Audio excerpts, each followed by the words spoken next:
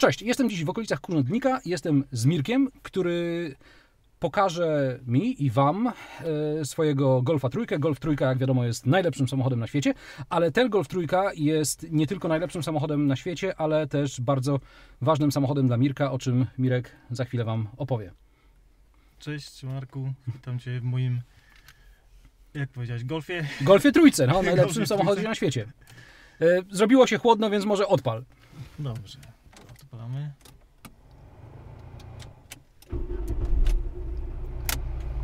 I kto tak potrafi samochód odpalić? Ktoś z Was? To jest nietypowy samochód. Mirek, jak być może zwróciliście uwagę lub nie, nie ma rąk. W związku z tym musi jakoś sobie radzić z pewnymi rzeczami. Jak się okazało, również z prowadzeniem samochodu. To nie jest tak, że od początku wiedziałeś, że będziesz prowadził samochód. Nie no, po wypadku raczej zdawało się to raczej niemożliwe. Już nigdy raczej w takim przypadku bez rąk sprowadzenie samochodu raczej zdawało się niewykonalne. I jak trafiłeś na ten samochód i na cały pomysł, że jednak się da? Pomysł i chęć prowadzenia samochodu pojawił się od momentu, kiedy miałem przyjemność odwiedzić taką firmę, która właśnie przystosowuje samochody dla takich osób jak ja. Zanim porozmawiamy o tym, jak to przystosowanie działa, to może na szybko, ile czasu Ci zajęło, bo domyślam się, że znalezienie takiego samochodu, sprowadzenie go to nie jest zabawa na 5 minut, trzeba znaleźć na to finansowanie, trzeba znaleźć samochód, trzeba go sprowadzić, ewentualnie, czy on trzeba było jakoś dostosować ten samochód? Ten akurat samochód był sprowadzony z Niemiec już przystosowany i pomógł mi znajomy go tam właśnie znaleźć. O dziwo stało się tak, że ten samochód jakby do mojej niepełnosprawności od samego początku pasował idealnie. Okej, czyli po prostu przejąłeś go po kimś, kto miał podobny rodzaj niepełnosprawności. Za chwilę zobaczycie, jak tym się prowadzi. Natomiast jeszcze pytanie, zanim albo nie, ruszmy. Przepraszam, pojedźmy kawałek i powiesz mi po drodze... Właśnie, tak się dzieje. Tu jest... już sobie przyczepiliśmy z powrotem, nie ma problemu. Tu jest po prostu taka perforowana naklejka i dlatego nam będzie to za jakiś czas odpalać, ale nie przejmuj się.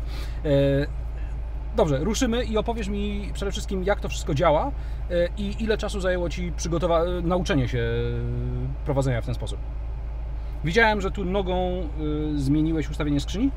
Tak, teraz będziemy... Znaczy, ogólnie sterowanie samochodem, prawa noga, gaz, hamulec i biegi. Okej, czyli gaz, hamulec jak w normalnym... Prawa? Tak, prawa. Jak w normalnym samochodzie, plus biegi. Okej, dobra, to jedziemy. I ruszamy już na trasę? Tak, jedziemy na trasę. To w takim razie cofamy. To najpierw się wycofamy, tak jest. I to jest fascynujące, co zobaczycie za chwilę w przebitce, że Mirek tu ma taki kołowrotek do kręcenia kierownicą i to jest... Jak długo się zajmuje, zanim coś takiego, zanim się nauczyłeś to obsługiwać? Znaczy, w moim przypadku to trwało, może to dziwnie zabrzmi, ale zaaklimatyzowanie się do tego samochodu jakieś pół godziny i ruszaliśmy w trasę. Wow! Z instruktorem, który podjął się takiego wyzwania, bo ja przed zakupem tego samochodu nie miałem jeszcze prawa jazdy. Musiałem to prawo jazdy zdać właśnie na swoim samochodzie. No tak, bo Ford, czy jak to się nazywa, nie ma samochodu przystosowanego do... No nie, żaden ośrodek nie dysponuje takim autem, żeby właśnie taka osoba jak ja bez rąk mogła... Zresztą dodajmy, że każda czy większość niepełnosprawności jest trochę inna i przystosowanie samochodu może się bardzo różnić w zależności od rodzaju niepełnosprawności. Wow. Wycieraczki.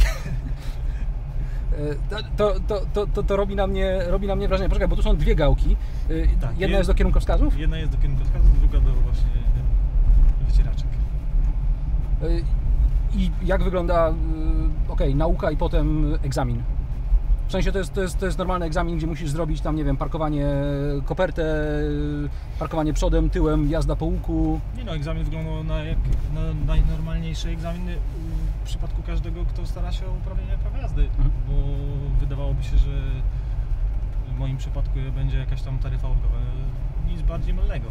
Tutaj akurat egzamin przebiegał tak, że sam egzaminator, który właśnie miał przyjemność, może i nieprzyjemność egzaminowania mnie, nie wiedział sam, co się dzieje, bo oni wiedzieli, że taki człowiek przyjedzie na egzamin, ale nie wiedzieli, jak naprawdę to funkcjonuje dopiero na egzaminie, jak wsiadł ze mną w ten samochód.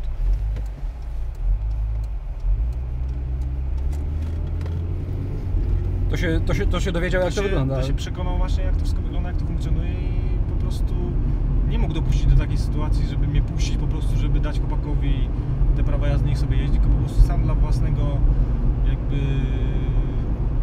Bezpieczeństwa, spokoju ducha, tak. Spokoju ducha, tak jak mówisz, mieć świadomość tego, że on naprawdę umie jeździć i może bezpiecznie poruszać się. Mhm.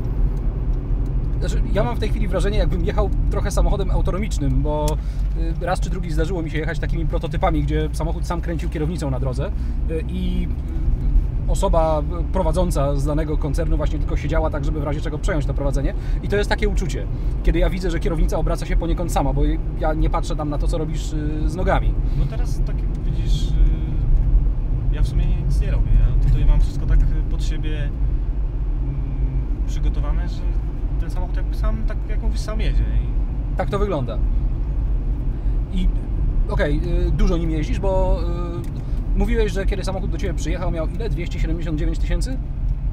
279 tysięcy. Nawiasem mówiąc, wspominałeś, że handlarze do Ciebie dzwonili, czy przekręcić licznik. No na granicy właśnie się pytali, czy co ten licznik. Okej, dojechał do Ciebie z przebiegiem 279. Ile ma w tej chwili? 466 tysięcy. I to jest tylko trasy, które robisz po okolicy, czy jeździsz gdzieś dalej? Nie. Jeżdżę w sumie tam, gdzie trzeba i z rodziną podróżuję. Czyli co, normalnie jedziecie tym samochodem na wakacje? No jak najbardziej. I nie wiem, Ty prowadzisz całą trasę, czy zamieniacie się z żoną? Nie, zazwyczaj ja całą trasę prowadzę.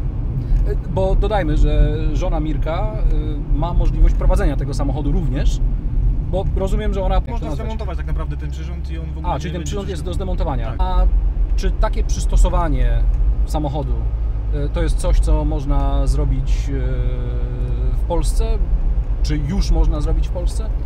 Jest taka możliwość w Polsce.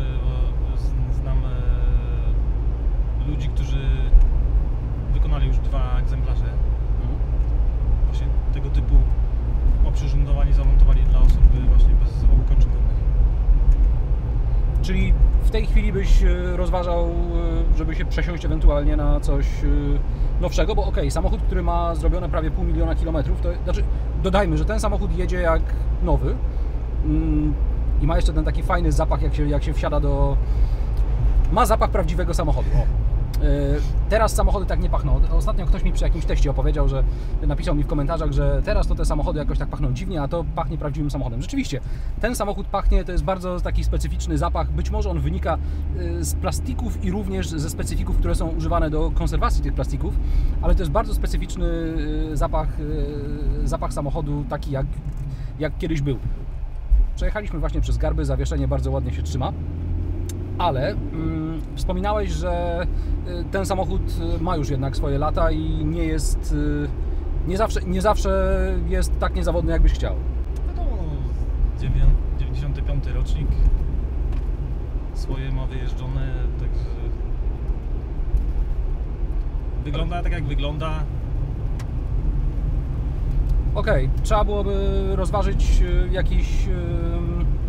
jakieś zapasowe rozwiązanie awaryjne na wypadek, gdyby tu się coś zaczęło psuć. Myślę już na przyszłość, wiadomo, że ten samochód nie będzie wieczny. No, utrzymanie też samochodu pewnie trochę kosztuje, jeżeli się więcej psuje. Okej, do czego zmierzam?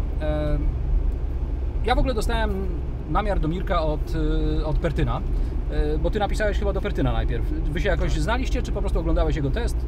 Nie, oglądałem właśnie jego testy i tak pomyślałem, że... No więc Mirek napisał do tego rozsądnego Pertyna, Pertyn napisał do tego, który mu przekazuje najlepsze rady na świecie, czyli do mnie, i postanowiłem właśnie Mirka odwiedzić. Postanowiłem Mirka odwiedzić po pierwsze, żeby pokazać Wam, jak ten samochód działa, wygląda, pokazać Wam, że są ludzie, którzy dla których to jest codzienność i dla których ten samochód jest...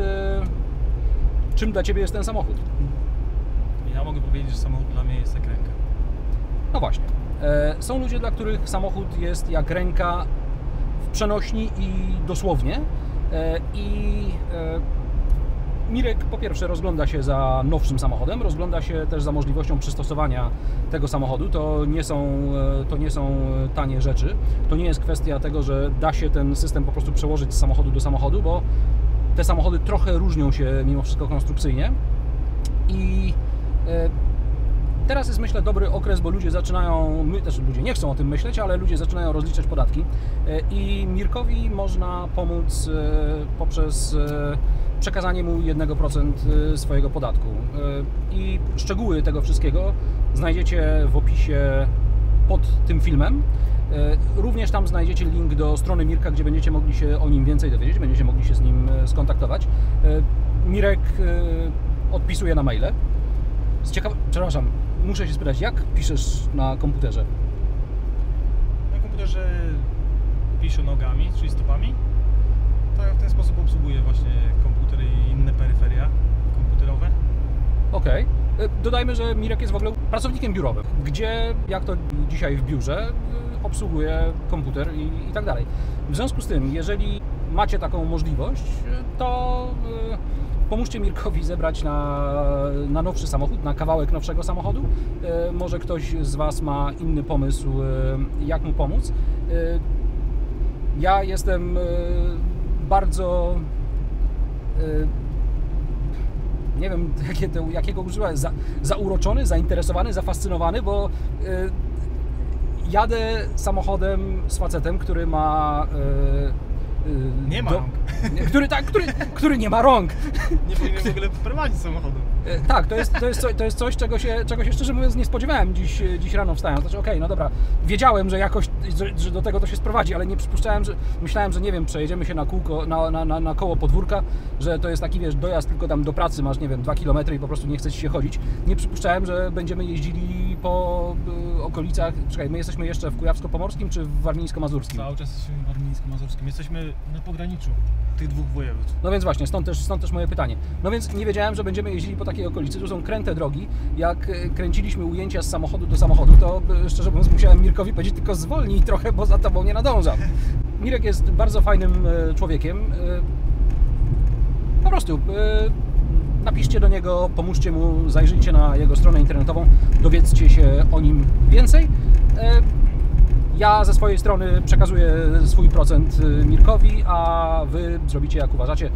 Tymczasem dziękuję Wam bardzo, dziękuję Tobie, Mirku. Ja bardzo też dziękuję Ci, Marku, za to, że zgodziłeś się i odważyłeś się wsiąść ze mną do tego samochodu i przejechać.